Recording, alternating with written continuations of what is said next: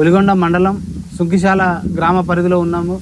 Congress party గ్రామ శాఖ అధ్యక్షులు పోలేపల్లి వీరస్వామి మనతో పాటు ఉన్నారు. నమస్కారం సార్. నమస్కారం. మీరు ఈ కాంగ్రెస్ పార్టీ గ్రామ శాఖ అధ్యక్షులు ఎంతకాలం నుంచి పనిచేస్తున్నారు? పార్టీ బలోపేతానికి మీరు మీ యొక్క కృషి ఏ విధంగా ఉందంటారు? పార్టీ అప్పుడు వెనకటి సందు కూడా ఇది మంచి పార్టీ, బీదల పార్టీ, అంతా బాగున్నది. ఒక అమ్మ నాయన లాంటి పిల్లలు ఎట్లా చూసుకుంటుందో ఈ పార్టీ కూడా ఈ పార్టీ ఆ పార్టీ అనుకుంటా ఒక ఇందిరమ్మ ఇండ్లు ప్రతి ఒక్క వచ్చిన ఉంటే అది ప్రతి ఒక్కటి కూడా వచ్చిన పథకాలు కూడా అందరికీ అందిస్తుందండి. సార్, మీరు గతంలో వార్డు మెంబర్ కూడా పనిచేసారంట, మాజీ వార్డు మెంబరు. మీ వార్డుకు ఎలాంటి అభివృద్ధి సంక్షేమం అందించారు? మా వార్డుకు కరెంటు పోల్లు, మా గతంలో ఇప్పుడు ఏముందంటే రేషన్ కార్డు లేవదని వాళ్ళకు ఈ విధానంగా చేసి పెట్టినామండి. ఇప్పుడు గతంలో మీ గ్రామంలో కూడా పాల ఉత్పత్తిదారుల సహకార సంఘంలో కూడా అధ్యక్షులు, పాల సెంటర్గా చైర్మన్గా పనిచేసిన సార్. చైర్మన్గా పనిచేసిన కాలంలో ఇక్కడ పశుపోషణకు కానీ లేకపోతే బర్రెలకు, గొర్రెలకు, మేకలకు ఏమైనా లోన్లు ఇప్పించారా బ్యాంకు నుంచి? ఇక గొర్రెలు అంటే అప్పుడు లేవు సార్. అది గొర్రెలు లేవు, కానీ బర్రెలు, ఆవులు అవన్నీ ఇచ్చడం జరిగింది, సాదుకున్నామండి. ఇప్పుడు మీ గ్రామంలో పాల ఉత్పత్తి ఏ విధంగా పెంపొందించారు, మీరు డెవలప్ చేశారు? అంటే ఇక రైతులు ఉన్నారు కదా, రైతులు ఒక 5, 6 ఇట్లా ఒకరు పెంచుకొని ఆ విధానంగా సెంటర్ ఉన్నది కదా, ఆ సెంటర్లో పోసి ఈ విధానంగా పొదుపు చేసుకున్నామండి. రైతులకు అంటే పశుపోషణ విషయంలో కావచ్చు, పాల ఉత్పత్తి విషయంలో కావచ్చు, ప్రభుత్వాల నుంచి ఎలాంటి సదుపాయం కానీ సౌకర్యాలు అందాయి అంటారు మీరు? అంటే అప్పుడు బర్రెలు ఇట్లా అన్నీ ఇచ్చిరండి. అప్పుడు కూడా లోన్లు ఇచ్చిండ్రు, కట్టుకున్నాము. మరి ఆ విధంగానే పెంపు అయింది సార్ మాకు. మరి గత 10 ఏళ్ళ బీఆర్ఎస్ వల్ల ఎలాంటి అభివృద్ధి సంక్షేమం జరిగింది మీ గ్రామంలో? 10 ఏళ్ళ బీఆర్ఎస్ ప్రభుత్వాలని ఆ బీఆర్ఎస్ కండ వేసుకున్న వాళ్ళకు వాళ్ళకున్న శంశలకే ఇచ్చారు సార్. అది ఇక్కడ ప్రతి ఒక్కరికి కాంగ్రెస్ అది అన్నది లేదు.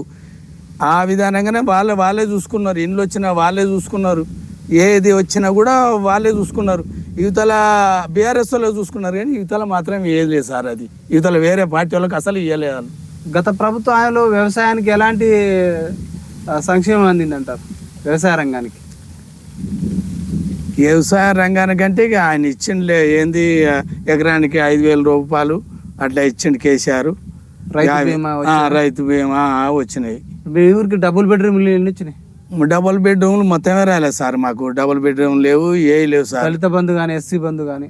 ఇక దళిత బంధు రాలే, ఎస్సీ బంధు, ఏ బంధువులు రాలేదు సార్. ఏం వచ్చినా కూడా బీఆర్ఎస్ వాళ్ళు వేసుకొని బీఆర్ఎస్ వాళ్ళే చూసుకున్నారు, ఈ తొలలు లేదు సార్. అది వాళ్ళే చూసుకున్నారు. గత ఎమ్మెల్యే పైలశేఖర్ రెడ్డి ఆధ్వర్యంలో ఎలాంటి అభివృద్ధి జరిగింది?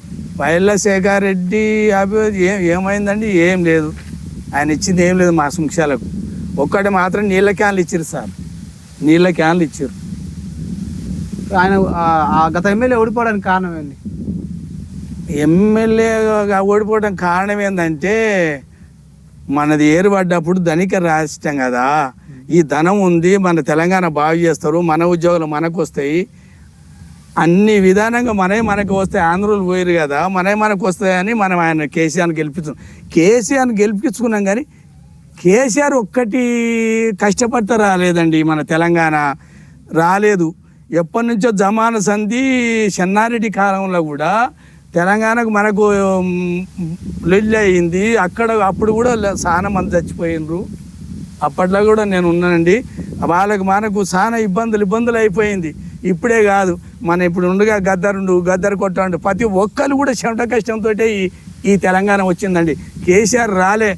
ఆ కేసీఆర్ ఏమైనా వచ్చింది వాళ్ళకు నింపుకున్నారండి, ఈ తొలలకు ఏం చేసింది లేదు. అంటే తెలంగాణ ఉద్యమంలో పాల్గొన్న ఉద్యమకారులకు కానీ, ఆ ఉద్యమంలో అమరులకు కానీ ఎలాంటి న్యాయం దక్కలేదంట? ఎలాంటి న్యాయం దక్కలేదు.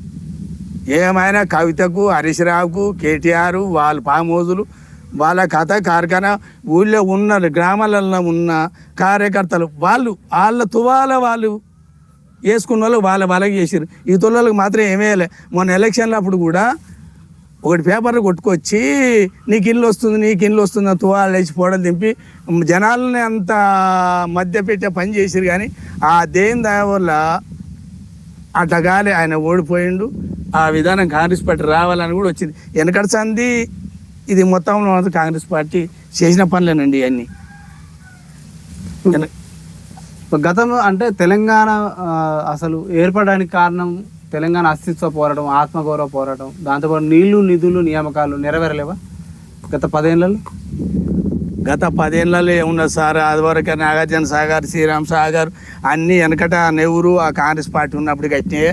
ఇప్పుడు అది ఏంటిది ఇది కాళేశ్వరం కట్టిండు, అన్ని పిల్లలతో కూది ఉంది. వచ్చినంటే ఏమొచ్చిందండి, ఆయన డబ్బు పెట్టి కొట్టిస్తుండు, డబ్బులు పెట్టి అన్ని విధానంగా మోసం చేసినాడు. అంతేగాని ఇంకా ఆయన చేసింది ఏం లేదు. ఆయన చేసింది ఏం లేదు. అంతా వాళ్ళు నింపుకున్నారు. అప్పల రాష్ట్రం చేసిండు. ఔటర్ రింగ్ రోడ్డు కుదబెట్టుకుంటారండి. ఈ ఉన్నాడు ఇప్పుడు రేవంత్ రెడ్డి ఉన్నాడు, ఆడికెళ్ళి తెచ్చి పెడతాండి. ఈయన ఏం చేసిండు, బస్సులు పిరి సన్న బియ్యం ఇచ్చిండు, మంచిగానే ఉంది. ఇందిరమ్మ ఇల్లు ఇచ్చిండు, బాగుంది. అన్ని విధాలా బాగుంది. అక్కడ అప్పులు కట్టుకుంటుండు రేవంత్ రెడ్డి, ఇక్కడ వీళ్ళకు మాట పోకుండా ఇక్కడ ఇస్తున్నాడు. రైతులకు రుణమాఫీ కూడా చేసిండండి. రైతులకు రుణమాఫీ చేసిండు.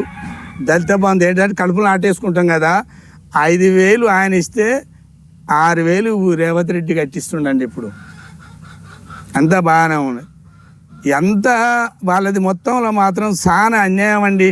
వీళ్ళు ఏదేదో మాట్లాడతాడు, కేటీఆర్ మాట్లాడతాడు, అది మాట్లాడతాడు. ఇది పద్ధతి కాదండి మాట్లాడేది. ఆ కేటీఆర్ కూడా నేను చెప్తున్నాండి, ఇప్పటికి నేను 62-63 సంవత్సరాలు ఉన్నా, నేను ఇంకా పని చేస్తున్నా. నాకు వచ్చింది కూడా ఏం లేదు, ఎవరు కూడా ఏమి ఇవ్వలే. ఇక మా ఇప్పుడు ఈ కాంగ్రెస్ పార్టీలు ఈ ప్రభుత్వం వచ్చింది కాబట్టి మనకేదో మళ్ళా ఏదో విధానంగా మనకు వస్తుందని మేము అనుకుంటున్నామండి. సరే, ఇప్పుడు ఎట్లా అమలు అవుతుంది? ఇప్పుడు 6 గ్యారెంటీలతో పాటు ఎట్లా ఉంది అభివృద్ధి కాంగ్రెస్ పార్టీ? 6 గ్యారెంటీలతో బాగానే ఉందండి. ఎందుకంటే బస్సులు ఫ్రీ అంటే పెట్టిండు, బస్సులు ఫ్రీ పెట్టిండు, మంచిగా పెట్టిండు. ఆడళ్లకు చాలా ఇంద్రమ్మ ఉన్నప్పుడే నేను ఆడామను, నాతో పాటు లేడీస్ కూడా సర్వ హక్కులు కలగాలి. ఏ పోలీస్ స్టేషన్కి పోయినా, ఏ ఆఫీస్కి పోయినా ఆడళ్ళది ఇది కావాలని చెప్పి ఇందిరాగాంధీ మంచి లేడీస్కి మంచి తీసుకొచ్చిందండి. బాగానే ఉంది. ఈ బస్సులు ఫ్రీ బస్సులు అంటే ఫ్రీ బస్సులలో ఎక్కిపోతురు, అదొక మంచిగానే ఉంది. కానీ ఇంకొకటి ఏముందంటే ఈ మగళ్ళకు చాలా ఇబ్బంది అవుతుంది. అది సీట్లు దొరక మొత్తం పెంచాలంటే కొంచెం బస్సులు కూడా సౌకర్యం తక్కువ ఉందండి. బస్సులు కూడా పెంచాలండి. బస్సులు పెంచితే అంతా బాగుంటుంది. కానీ మొత్తంలో మాత్రం ఇప్పుడు కాదు, నేను అంటే ఇప్పుడు దాదాపు 62 సంవత్సరాలు ఉన్నా కదా, అప్పటి నా చిన్నగా ఉన్నప్పుడు అంతా ఇప్పుడు చూసుకుంటూ వస్తున్నా. కానీ కాంగ్రెస్ పార్టీ అంత మంచిగా ఏం లేదండి. ఈ రోజుల్లో మనుషులు ఎడ తయారవుతారంటే ఈ పార్టీ ఇంకో పార్టీ ఈ పార్టీలు పోయి జనాలను చంపేస్తున్నారండి. అంతా దొంగలు తయారవుతారు. పూటకో పార్టీ మారుతారు లంబడి కొడుకులు, పూటకో పార్టీ. ఇట్లా మారవద్దు. దేవుడు మన కాలు చేతులు కష్టం చేసుకోవాలి, తినాలి. ఏదో ఒకటి మనం ఏం చేస్తున్నామో ఆ పార్టీని పట్టుకోవాలి. ఏమన్నా అన్యాయం జరుగుతుందంటే వాడిని నిలదీసి అడగాలి. వాడు డబ్బు ఇస్తుంటే జైలు పెట్టుకొని ఆయన తప్పున్నా కూడా కాదని చేయకొట్టే తప్పండి. అది నీతిని. అది వాస్తవం కూడా మా దృష్టికి కార్యకర్తలు కానీ, పార్టీలో ఉన్న పనిచేస్తున్న వ్యక్తులు కానీ, ఎవరైతే పార్టీ కోసం, పార్టీ అధికారం కోసం రావడానికి జెండా మోసి కష్టపడ్డోళ్ళకు పక్కకు పోతున్నారు, పార్టీ మారి వచ్చిన వాళ్ళకి పదవులు వస్తున్నాయని కూడా వారు ఆవేదన వ్యక్తం చేస్తున్నారు. దీన్ని ఏ విధంగా చూస్తారు ఒక సీనియర్ నాయకుడిగా మీరు?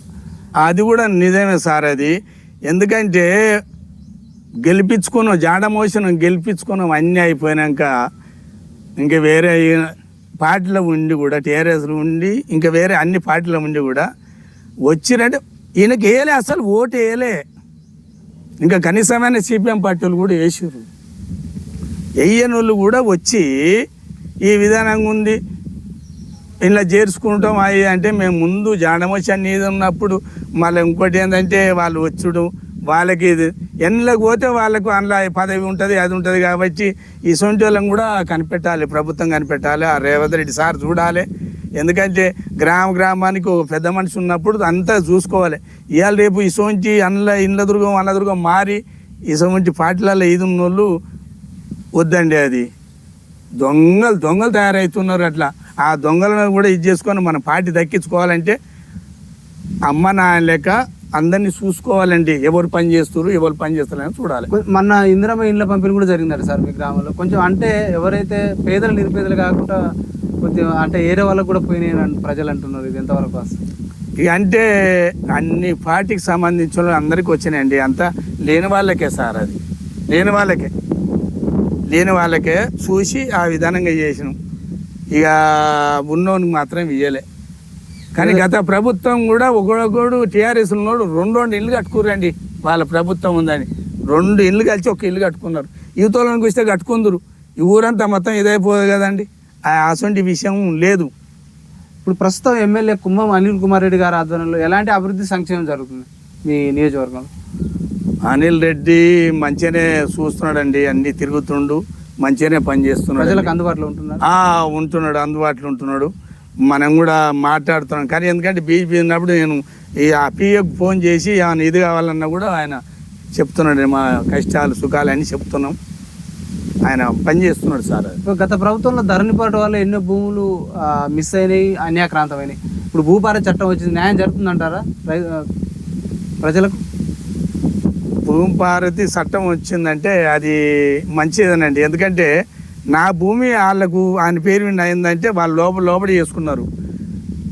నేను కష్టం చేస్తున్నా, నేను అన్ని విధానంగా నాకు పాస్బుక్ ఉంటే దాని మీద తయారు కావటం అంటే ఇది వచ్చడం ఇది మంచిదేనండి. ఇది కళ్ళు మూసినని తెరిపించటం ఉన్నది ఈ చట్టం. ఇట్లా గత ప్రభుత్వం విఆర్ఓ వ్యవస్థ తొలగించింది, ఇప్పుడు ప్రభుత్వం తీసుకొస్తుంది. ఎట్లా ఉంటుంది అంట విఆర్ఓ వ్యవస్థ?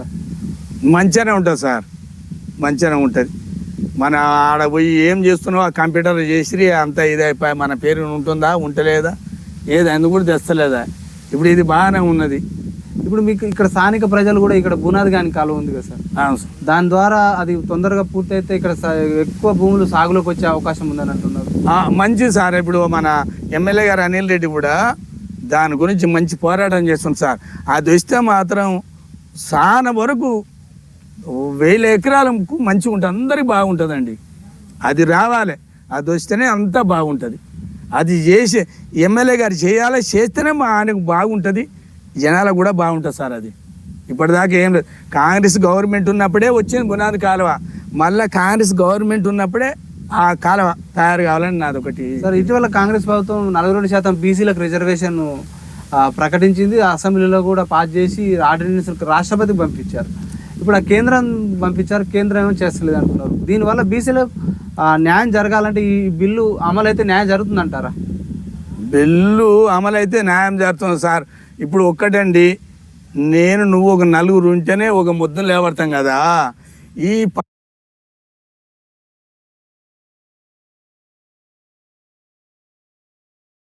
ఏగు లెక్కలు ఇవన్నీ ఉండి కూడా ఇవన్నీ తయారు. ఇప్పుడు టీఆర్ఎస్ ఉండే, బీజేపీ ఉండే, వాళ్ళు వీళ్ళు ప్రతి ఒక్క పార్టీ అందరు కలిసి ఓకే అంటే ఆ కేంద్రం కూడా దిగొచ్చి పనిచేస్తుందండి. బాగా అంటే ఏ ప్రభుత్వాలు కూడా బెల్ట్ షాపుల నియంత్రణ చేయలేకపోతున్నాయి. అధికారం రాకముందుకేమో మేము మద్యపానం చేస్తాం, బెల్ట్ షాపుల నియంత్రణ చేస్తున్నాం, హామీలు ఇస్తున్నాయి, వచ్చిన తర్వాత అది విస్మరిస్తున్నారు. దానివల్ల ఎన్నో కుటుంబాలు కూడా చిన్న భిన్నం అయిపోతున్నాయి తాగుడు వల్ల. మీకు ఒక సీనియర్ నాయకుడిగా మీరు మంచి సౌమ్యుడిగా మీకు పేరున్నది. ఈ నియంత్రణ జరగాలంటే ఏ ప్రభుత్వాలకైనా ఏం సూచన చేస్తారు మీరు? ఇప్పుడు బీఆర్ఎస్ మొత్తం అడుగాడుకు ఇల్లుకు మొత్తం అంతా వెనకడ జమాన్లా ఈ పప్పు సారగాసి ఎట్లా తాగినరో బీఆర్ఎస్ గవర్నమెంట్ ఉన్నప్పుడు ప్రతి ఊళ్ళే ప్రతి ఎవరు అన్ని వయసులే మొగోళ్ళు చేస్తున్నారు, ఆడోళ్ళు ఉంటున్నారు. అది ఆ విధంగా తయారైంది. ఇక ఇప్పుడు కూడా మరి ఉన్నది. మరి ఈ గవర్నమెంట్ వస్తే కూడా ఈ మత్తు పదార్థాన్ని జర తక్కువ చేస్తే బాగుంటుందండి. స్థానిక ప్రజలు మా దృష్టికి సమస్య తీసుకొచ్చారు. స్థానిక ఎన్నికలు రాబోతున్నాయి. ఇక్కడ అంటే ఫస్ట్ గెలిచే ముందు, పోటీ చేసే ముందు మేము స్థానికంగానే ఉంటాం, ప్రజలకు అందుబాటులో ఉంటామని నాయకులు చెప్తున్నారు. ప్రజలు ఏమంటారు, గెలిచిన తర్వాత మాకు అందుబాటులో ఉంటారు, పోయి పట్టణాలలో పోయి ఉంటున్నారు, మాకు స్థానికంగా ఉండే నాయకుడే కావాలి, వాళ్ళని ప్రజాప్రతినిధిగా ఉంటే మాకు అన్ని సమస్యలు కూడా పరిష్కారమయ్యే అవకాశం ప్రజలు అంటున్నారు. దీన్ని ఏ విధంగా చూస్తారు ఒక సీనియర్ నాయకుడు? అది కరెక్టే సార్. ఆయన సొంతం మా ఊరైనా కూడా నేను హైదరాబాద్లో పోయి బిల్డింగ్ కట్టుకొని ఆ పని ఏ పని చేస్తున్నా, నేను ఇక్కడ ఉండి ఫోన్ చేసి చెప్తా, అది అంటే పద్ధతి కాదండి. స్థానికంగా ఉండి కష్టపడి పని చేస్తూడే కావాలండి మా సర్పంచ్ ఇక్కడ. ఇట్లా ఎవరైనా సరే. ఈడ గెలిచితే నువ్వు హైదరాబాద్ పోతే అది బాగాలేదండి. అది ఇక్కడ ఉండి పని చేసేవాడైతేనే బాగుంటుంది మనకు. యువత కూడా బాగా డ్రగ్స్కు, మద్యానికి, బెట్టింగ్కు పాల్పడి వాళ్ళ జీవితాలు ఆగం చేసుకుంటున్నారు. యువతకు ఏ ప్రభుత్వాలు కూడా ఉపాధి కల్పనలో విఫలమవుతున్నాయి. యువతలో మార్పు రావాలన్నా, యువతకు ఉపాధి అవకాశాలు ఏ ప్రభుత్వాలు కల్పించాలన్నా ఒక సీనియర్ నాయకుడిగా మీరు ఏం చెప్తారు సార్? ఇది తయారీ చేస్తూనే దాన్ని మొత్తం బంద్ పెట్టి సీల్ చేయాలండి. ఆ కంపెనీలో ఏడిది ఈ మత్తు పదార్థము, మళ్ళీ ఇంకోటి అది గంజాయి, ఇవన్నీ చాలా అన్యాయం చేస్తుందండి. తాగుడు కంటే ఎక్కువ అవుతుంది. మొత్తం దాంతో మొత్తం చచ్చిపోతురండి. దాన్ని అరికట్టి దాన్ని విధానం చేస్తేనే బాగుపడుతుందండి. లేకపోతే మగోడు అన్నోడు ఉన్నాడు మొత్తం ఆడేళ్ళు ఉంటారు. వీడు ఎందుకంటే వీళ్ళు తాగుతుండ్రు, మత్తు పదార్థం తాగుతుండ్రు, గంజాయి తాగుతుండ్రు, అన్ని విధానం తాగుతుండ్రు. కాబట్టి మొగోళ్ళు మొత్తం 190% కథమయ్యే రోజులు వచ్చినాయండి. ఈ మత్తు పదార్థం బంద్ చేయాలి. బంద్ చేస్తేనే పక్కనండి. ప్రభుత్వాలు అంటే ఉపాధి అవకాశాలు కూడా కల్పించాలంటున్నారు యువతకు. కల్పించాలి సారు. ఇప్పుడు చదువుకొని మొత్తం ఉండి అక్కడిక్కడ తిరగటం కారణం ఏంటంటే ఇదే. చదువుకున్నారు, అమ్మాయి కష్టపడి అవి చేసి చదివిస్తున్న ఉద్యోగం లేదు కాబట్టి దోస్తులలో బట్టి ఈ గంజా తాగుడు, ఆ తాగుడు, ఈ తాగుడు మొత్తంలో మాత్రం అంత ఆగమైపోతుందండి. ఏదన్నా ఒకటి ప్రైవేట్ కంపెనీలన్నా ఉన్నప్పుడు దాన్ని కూడా ఒకటి చేసి చేయాలండి గవర్నమెంట్. సరే, ఈ స్పెషల్ ఆఫీసర్ పాలన నడుస్తుంది. సర్పంచ్ కాలం ముగిసి దాదాపు సంవత్సరాల పైచీలకి అవుతుంది. ప్రజాప్రతినిధి ఉన్న పరిపాలనకు స్పెషల్ ఆఫీసర్ పరిపాలనకు ఏమైనా తేడా గమనించారా మీరు? అంటే ప్రజాపాలన అంటే ఒక ఊళ్ళే గ్రామ సర్పంచ్ ఉంటే ఒక అమ్మ నాన్న లాంటి వాడు అన్నట్టు ఆ ఊళ్ళే. ఆ సర్పంచ్ ఉంటేనే పోయి చెప్పుకుంటాము, ఇది గిట్లా గది అట్లా నాకు ఈ బాధ వచ్చింది ఇదని చెప్పుకుంటేనే ఆయన అక్కడ పోయి అది చేసుకుంటాడండి. ఇక వీళ్ళు వస్తే ఈ గవర్నమెంట్ వాళ్ళు ఈడ వచ్చి ఉంటే వాళ్ళు అన్న ఉంటారు, వాళ్ళు చూడరు, చేయరండి. ఇది లేని వివరాలు బాగా చాలా లోటు అయిపోయిందండి. త్వరలో స్థానిక ఎన్నికలు రాబోతున్నాయి. ఎలక్షన్ ఏదైనా కూడా ప్రజలను ప్రలోభాలకు గురి చేస్తున్నారు. అది మద్యం ఇచ్చా, డబ్బు ఇచ్చా, ఏదో చేస్తున్నారు. పార్టీలే ప్రలోభాలకు గురి చేస్తున్నాయి ప్రజలను. అలాంటి ప్రజలు ప్రలోభాలకు గురి కాకుండా ఉండాలంటే ప్రజల్లో ఎలాంటి ఓటర్లు ఎలాంటి చైతన్యం రావాలంటారు? ఎలాంటి నాయకుడిని ఎన్నుకుంటే గ్రామాలు, దేశం అభివృద్ధి చెందుతాయి అంటారు ఒక పార్టీ సీనియర్ నాయకుడిగా? అంటే ఈ మత్తు పదార్థానికి వద్దు, డబ్బులు వద్దు. ఇవాళ రేపు మత్తు పదార్థం, డబ్బులు, ముక్క సుక్క పెట్టి వీళ్ళకి చాలా వరకు దీనికి అలవాటు పడ్డరు. అది బంద్ పెట్టి నిజమైన నాయకుడిని ఎన్నుకొని మనం ఇప్పుడు ఈ డబ్బు గిట్ట అన్ని తీసుకుంటే రేపు పొద్దుగాల రచ్చబండ కాడ మన మీటింగ్ ఉందనుకో, ఏముంది ఇట్లా సార్ ఏం మాట్లాడుతున్నారు, ఇదేం చేస్తున్నారు అంటే, అవును మరి అన్ని ఎట కూడితే నేను తీసుకొచ్చి నీకు పెట్టాను ఊరికే తీసుకున్నామా అంటారు. అయితే అవి తీసుకోకుండా మనం అధికారులనే కానీ వాళ్ళని అందరినీ మనం సవాల్ చేసి మాట్లాడితే ఎవరు కూడా అన్న ఇట్లా రారండి, అంత మంచితనానికే ఉంటారు. దీనికి అలవాటు పడే ఎంత ఇదైపోతుందండి. సార్, మరి ఫైనల్గా మీ గ్రామ ప్రజలకు, ఓటర్లకు ఏం చెప్తారు రేపు జరగబోయే స్థానిక ఎన్నికల ఉద్దేశం? ఏం చెప్తున్నామంటే డబ్బులు తీసుకోవద్దు, మత్తు పదార్థానికి లోను కావద్దు. మనము తింటేందుకు కష్టం చేసుకుంటున్నాం కాబట్టి కష్టం చేసుకోవాలి, తినాలి, మంచోని ఎన్నుకోవాలి సర్పంచ్గా. ఈ లెక్కల ఆడు డబ్బు ఇస్తే తీసుకొని మనం ఈ విధానం చేస్తే వాడు కూడా నిజమే కదండి.